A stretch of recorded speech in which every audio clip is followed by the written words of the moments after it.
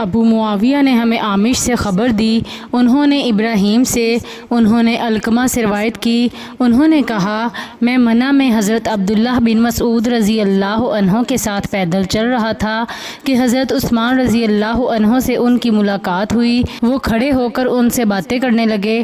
سیدنا عثمان رضی اللہ عنہ نے ان سے کہا ابو عبد الرحمن، کیا ہم کسی نوجوان لڑکی سے آپ کی شادی نہ کرا دیں؟ شاید وہ آپ کو آپ کا وہی زمانہ یاد کرا دے جو گزر چکا ہے۔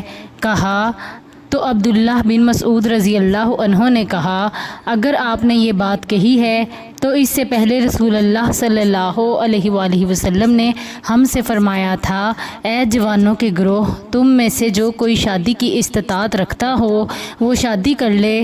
یہ نگاہ کو زیادہ جھکانے والی اور شرمگاہ کی زیادہ حفاظت کرنے والی ہے، اور جو استطاعت نہیں رکھتا تو وہ روزے کو لازم کر لے، یہ اس کے لیے خواہش کو قابو میں کرنے کا ذریعہ ہے۔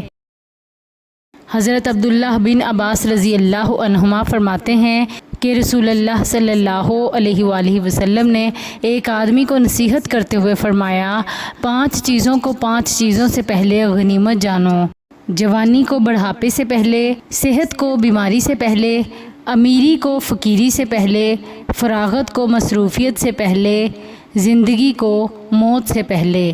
یہ حدیث امام بخاری رحمہ اللہ علیہ اور امام مسلم رحمہ اللہ علیہ کے معیار کے مطابق صحیح ہے۔